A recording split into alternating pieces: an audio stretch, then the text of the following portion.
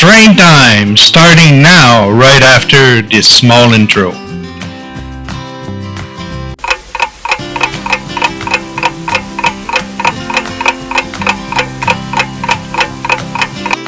In compliance with COPA, this video is not for children under the age of 14.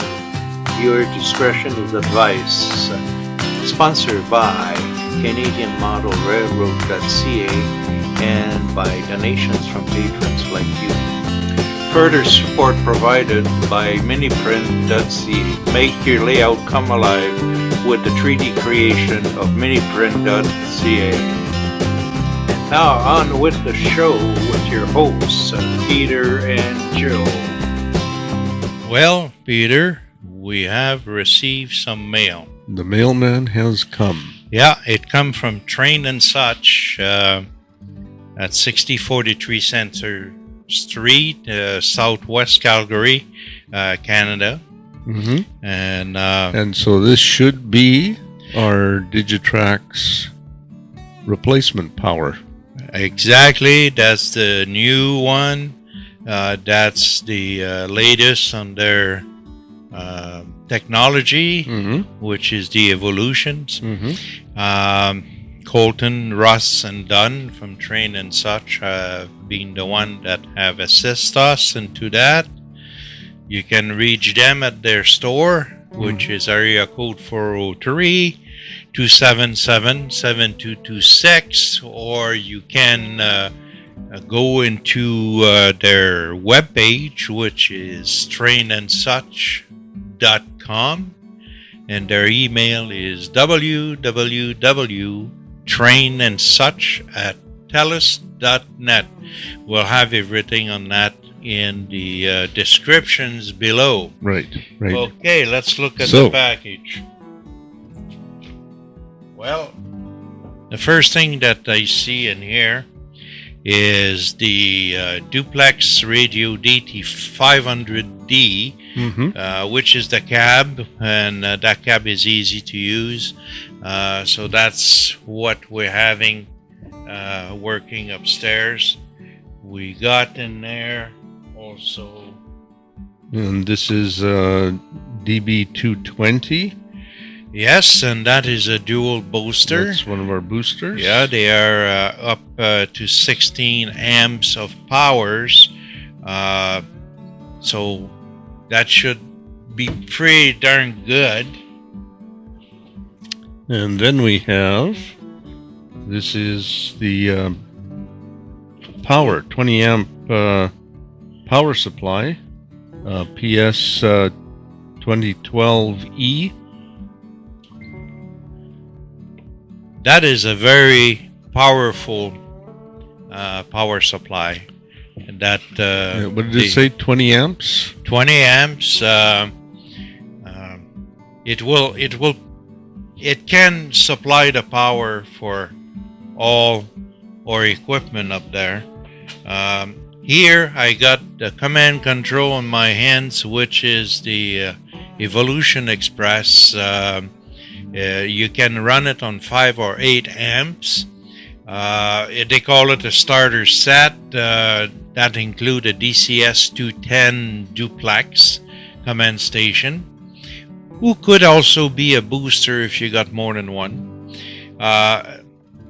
In here they say a DT600D throttle, which presently will be on exchange for a DT500D because the new one has a lot of bad review, Peter, and a lot of people who got it just don't like. And we're more familiar with the other controller anyway. Oh, absolutely, because especially from what we had before. A UR93 duplex radio, which replaced the UR92, because the UR92 they don't do anymore. Okay. 2 Loconet cable, a USB cables, because you can plug that one right into your computer. And the manual. So that's what you also have. A power supply for him in here. that is a 5 amp. So So, anyway, now you see what we received to replace the little problem that we had. our More little than blow up. likely, yeah, more than likely before the end of the show, we will be able to tell you how well it worked, because we hope to have a chance to put it in before we finish the taping of this show.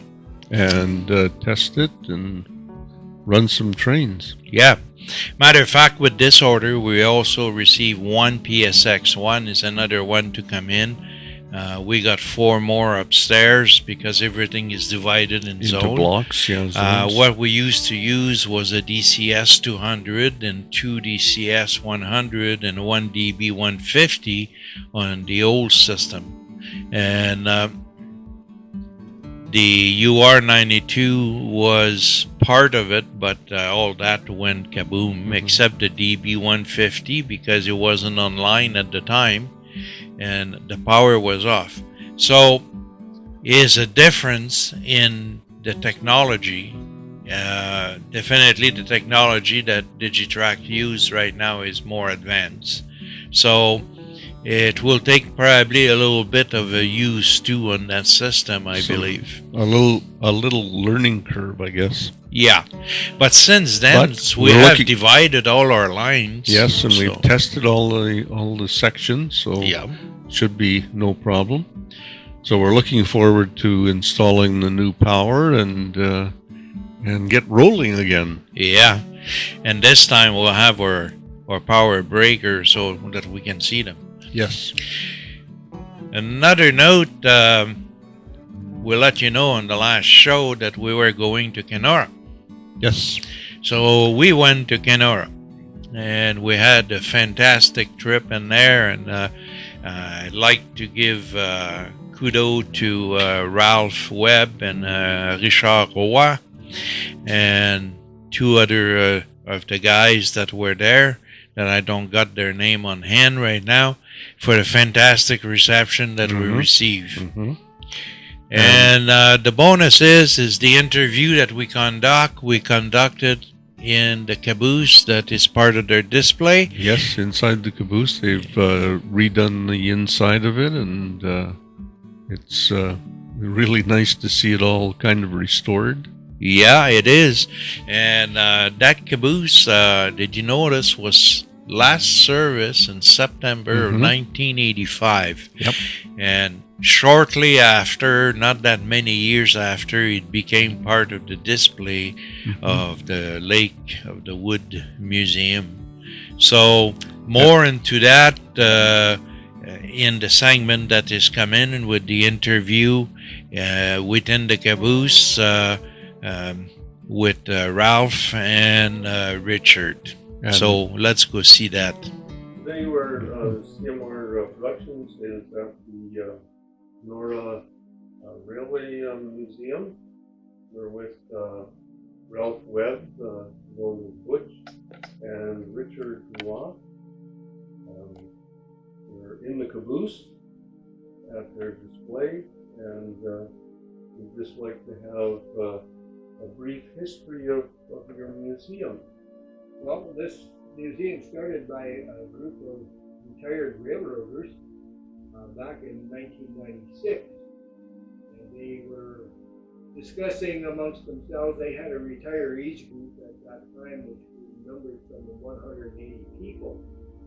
And they had, we're looking for some sort of way to bring in this area out to the most people, and they came up with the idea of a railway display, which they first acquired this caboose, and it went on from there, and we got, like they always say, just went off the it grew, and it grew to what we see today, and it's going to be tomorrow, I hope.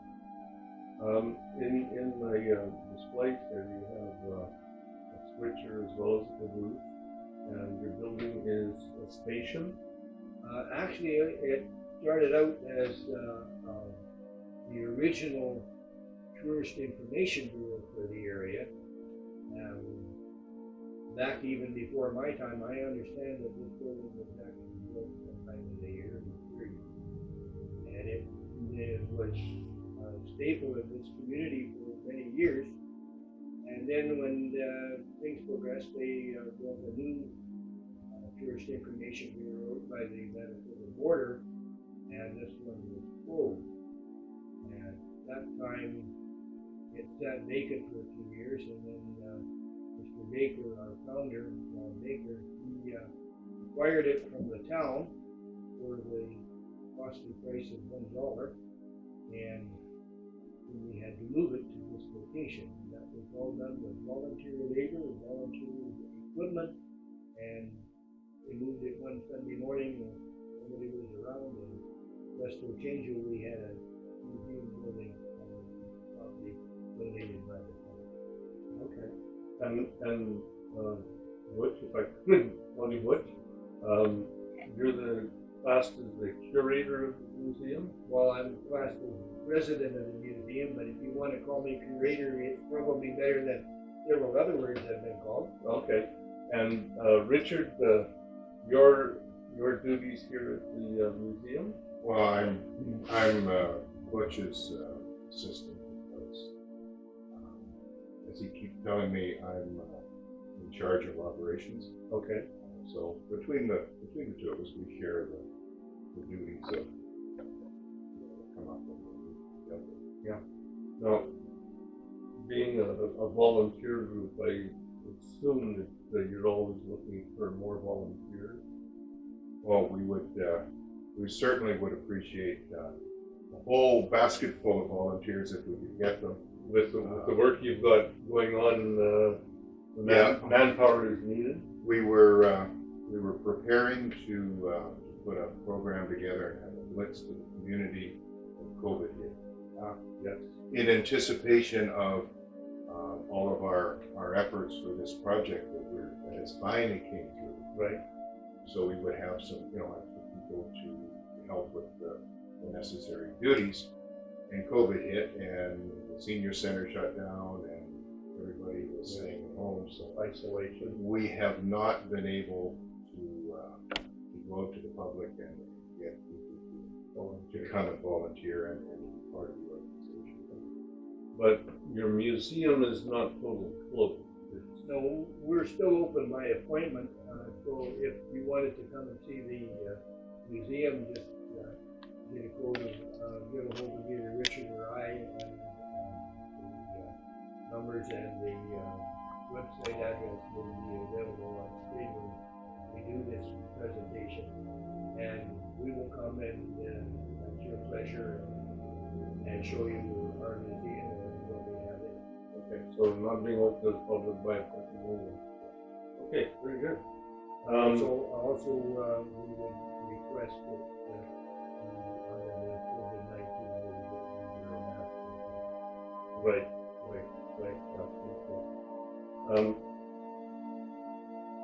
As we go forward now, you also have your train layout, which is in the lower level, and you've got some projects going on while you're kind of closed with COVID, doing some renos and changing things around in your museum and your train layout, right?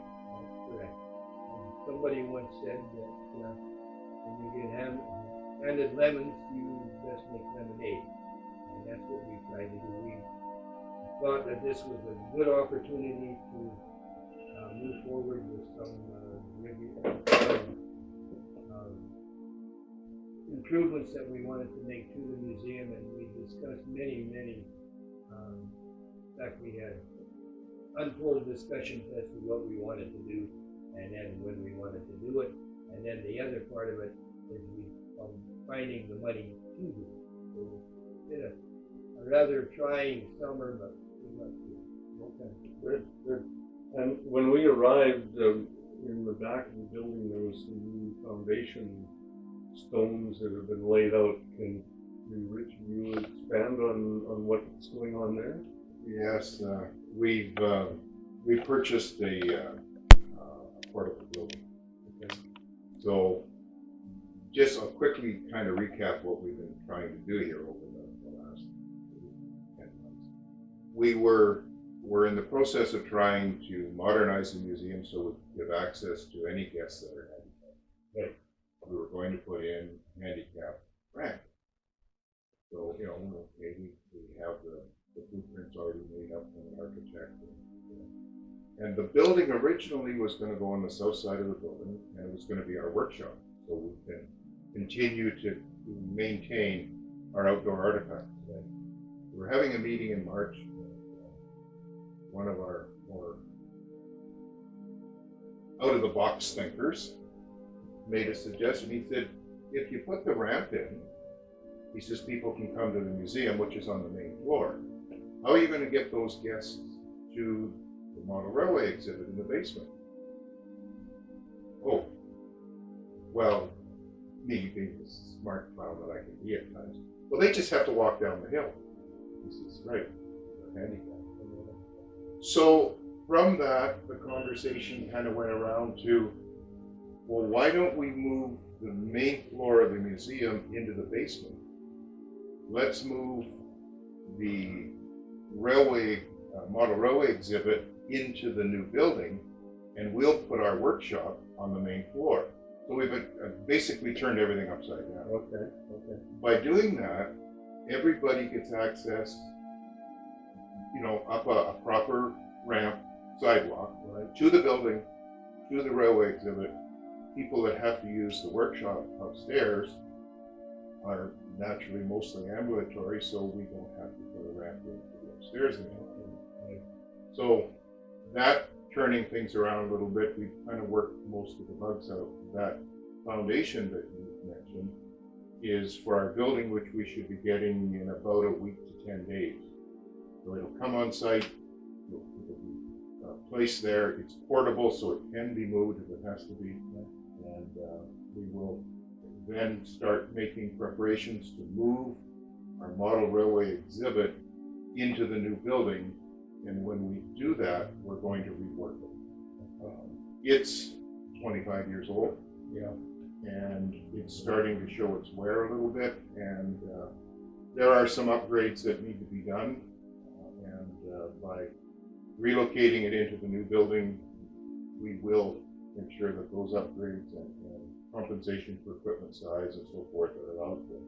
So with this whole COVID thing, you guys have been given a kind of an opportunity to make some major renos to your facilities. And well, we first off, to do all of this stuff, there's always a need for money. Well, the province came through with a good size chunk of that, and the town also helped us out on it, and it did the local foundation group that went through, and like with Community Foundation, and a local group that dispenses money for those projects that they deem good for what they wish to do. So, you know, it all worked out quite well, and now all we have to do is, unfortunately, we lost all summer just doing the crossing the I's and dotting the T's. Yeah. So it took a while, but now that we've got this thing straightened out, now that we can go ahead and start doing what it's going to take all winter to do it. So be it either this or we will take my home. Yeah, winters are cold, so it's a nice project. First thing we're going to do is put heat in the building.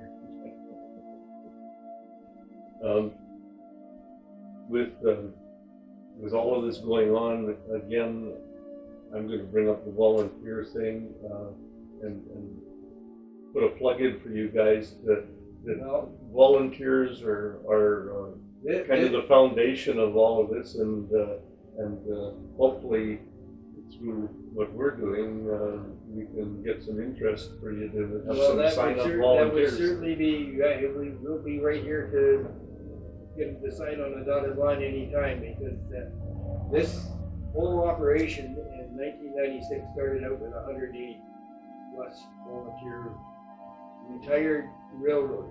And what are you at now? Two.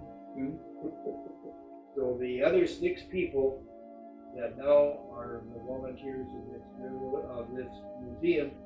2 of them are railroaders, retired, and 2 of them are model railroaders, retired, and 2 of them are just people that like us and came to help. And that's it right now, but we're getting on there. We have several people that have expressed interest in helping us out, such as you people. You guys, Joe and Peter, you're just an absolute treasure to anybody that is interested in railroads or model railroads. You 2 are the men to see, I guarantee that. So as we go forward, if COVID goes by the wayside, you guys are hoping to be open in 2021? Yeah, we'll probably our target date is June 2021, and fingers crossed that we can do it by then. We get past the COVID thing and get past the COVID thing and get all of the projects that we have in this thing up and running by then. When it comes to volunteers, and I was approached by someone that I know that's kind of in that situation where they're always looking for volunteers and people. And she said, do the volunteers have to be railroaders? that was No. my other question. No, they don't. You know, if anybody that has an interest in helping us to preserve the railway history and if you want to get involved and learn about model railroading or, you know, preserving artifacts, or there's a lot of little chores and jobs that can be done here. So anybody that has an interest in working with us, regardless of your background, you know, you're more than welcome. We welcome all volunteers with open arms. And your Facebook group is Railroaders Museum Kenora? Yes. Yes. Yeah, that's our Facebook page. And you also have a website, www.kenoraRailroadmuseum.ca.org. Well, we have both. We have one .ca and we also have .org. Okay. So those, it refers back. Everything comes back to .ca. Okay. So anybody that's out there can look you up on those sites, and we will be back later on in the year to do some follow-ups as to how you're progressing. I'd like to thank both you, Ralph, and Butch, and Richard for taking part in this interview, and we wish you all the best, and like I said, we'll be back for a follow-up and see how you're progressing. Well, that's good, because we'll be glad to see you at any time. When you come next time, don't forget to bring your hammer. Okay. We'll try to remember that.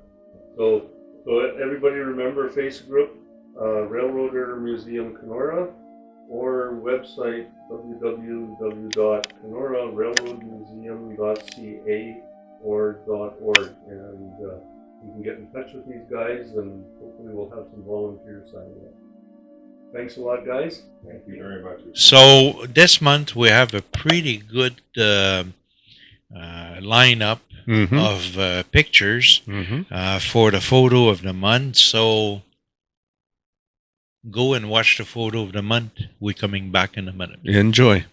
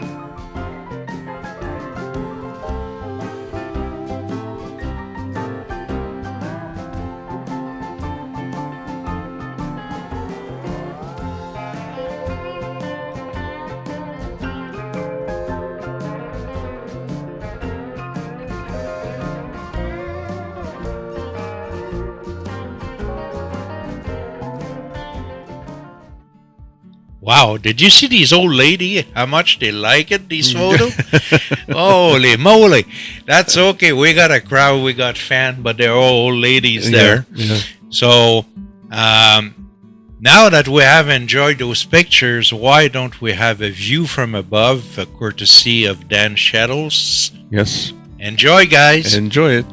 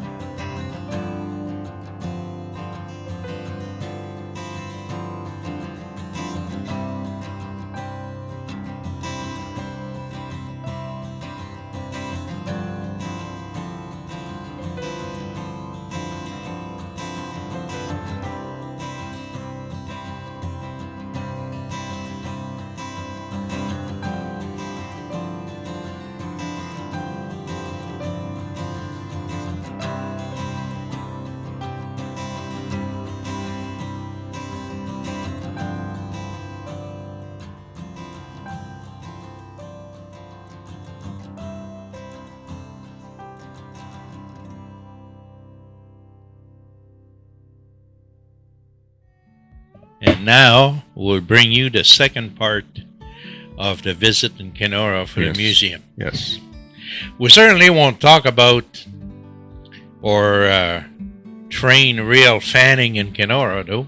No, a little disappointment there. We were hoping to get a view from above off of the bridge across the CP main lines that go through a rock cut. We do have photographs of the track and the rock cut, But unfortunately, we didn't get one train come through while we were there. What are you talking about? People around there were saying, you got a train every hour. Oh, yeah. Yes. Yeah.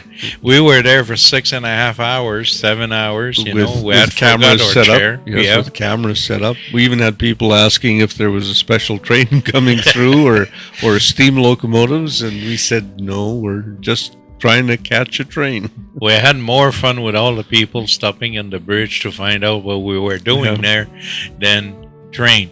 What we find out after the fact is that line had been shut down for that day because they were doing some maintenance of way east of Kenora. So we were very unlucky. That would have been the perfect shot, you know, to do. But we'll try next time. We'll try next time. There's always another time. C'est la vie. C'est la vie. And now on with the second part of the Kenora trip. Enjoy. CMR Productions is here in Kenora. We're visiting the Lake of the Woods Rail Museum and Train Club. Behind me is a caboose, CP caboose, that's part of the museum. And we'll be talking with Ralph Webb, the curator of the museum. He usually goes by the name of Butch. And down to my right, you can see 8120, which is a CP switcher, which is also part of the museum. And so now we'll be going inside to talk to Butch and have a visit at the museum. Ralph had given me a walk-around tour. They even have the old Keewatin station and Kenora station in there. They have from basically Kenora to the west coast, and the old Lake Louise station is in the western part. Wow. As well as they even have their museum in Kenora on the HO layout. So, wow, very, very interesting. They also have a web page, and we will put the web page below in the description so that you can communicate with them. Right now, they're closed. They're closed. They will take special tours, but they have to be prearranged through email and only small groups. Yeah, but that is good only till the end of September. Yes. And then they've got a new building coming in that they got. They'll be dismantling the existing HO layout and rebuilding it in the new building, and moving the museum from the upper floor down to the basement so everything is wheelchair accessible. Well, that's a good idea. So we're going to be going back in, 2 or 3 months to do a follow-up? Well, during the winter, we'll definitely add a couple trip there to see how they progress, and then we'll have a trip in there in the spring just before they reopen. Yes. Or for the reopening. They want to be opening in June of 2021. Yeah, that is according that we're all done with this COVID. COVID. Looking at the layout that is on the lower level of the museum, and Ralph will give us a walking tour as we film. This is the Kenora station as it exists already. This is a scale model built by one of our older members that he made for us. And then the overpass, which is right beside the railway station. And then we proceed west to Husky to Muskie in McLeod Park and through Tunnel Island. Tunnel Island has, of course, a tunnel. And then we proceed into the Norman area where the museum itself is located. And we have that, and then a representative town of Norman and Keewatin. You see the backdrops were painted for us by relative of one of our older members who sits past, and he did all of these for us gratis, and apparently had a great time doing it. Then we get into the Keewatin Station, which no longer exists, but was just across the bridge in what's called Portage Bay in Keewatin.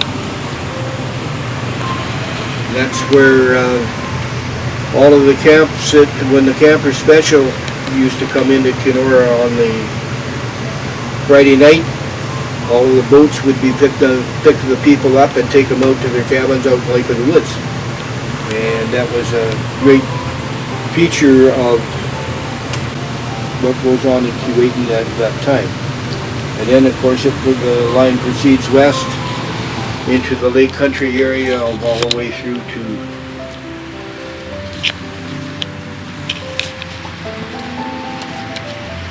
the prairies.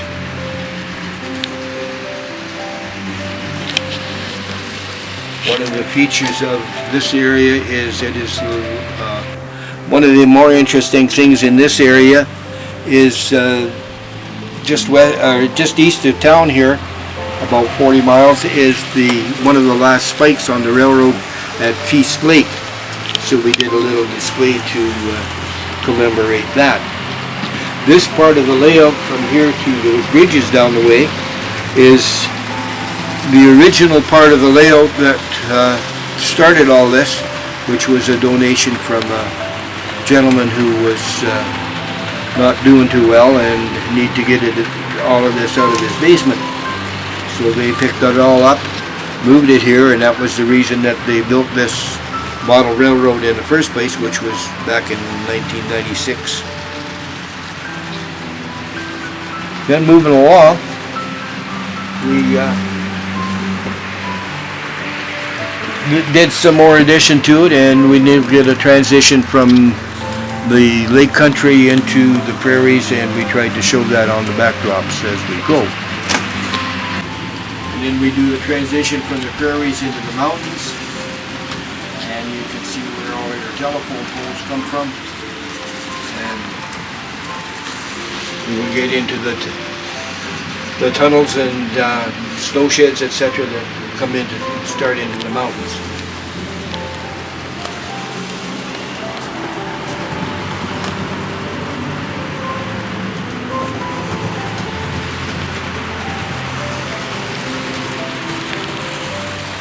Then we did a little vignette to show the scene, to show the Chinese workers that came over to work on the railroad in the mountains, and as everybody knows, there was a tremendous loss of life involved in those people that came over to work on it. So we did this scene here in commemoration with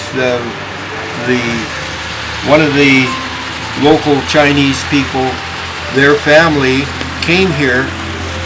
The grandfather came here as part of that track workers for the railway back in those days, and that's how they came and they stayed. We were going to do a commemoration scene with her to show this and do a little presentation on it. She went to Winnipeg ahead of that time, and she never came back. She died on the street, had a heart attack, and that was the end of that story. But that's what we still kept it, and unfortunately we couldn't do the rest of that. And then we move into the Lake Louise and the tunnels of the mountains. It was supposed to represent the spiral tunnels, but it doesn't really lend itself to that, although that was what we tried to show in the beginning.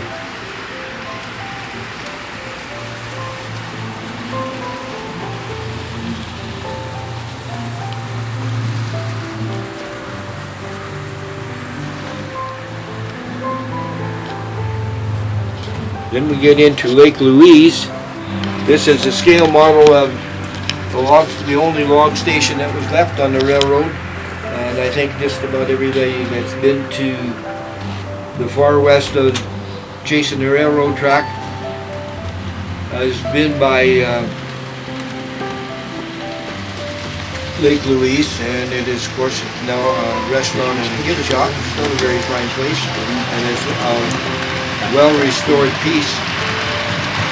So we tried to show you.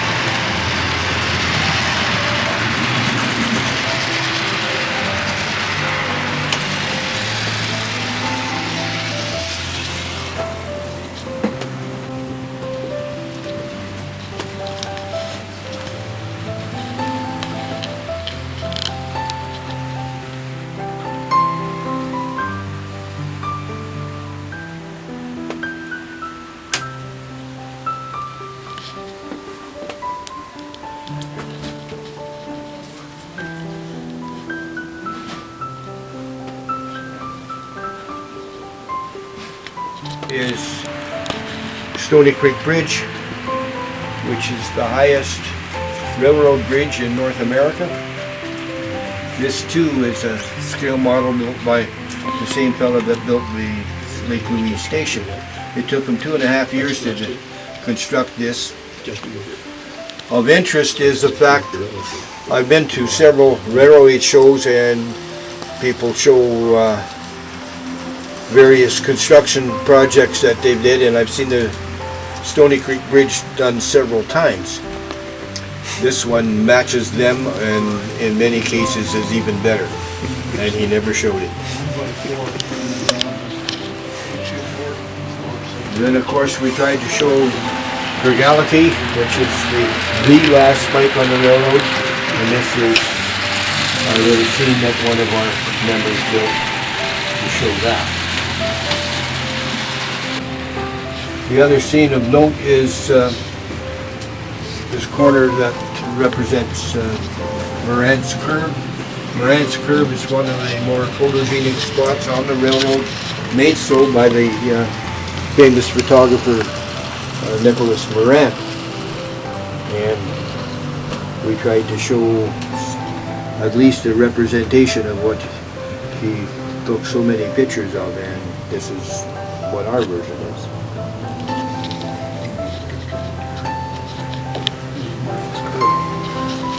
Then in the day, the end of the railroad, the western terminal, of course, is Vancouver, and we tried to make a representation to show back in the steam days there was a roundhouse and turntable, etc., and then of course we also were into the Via station, which exists now, and we tried to display that.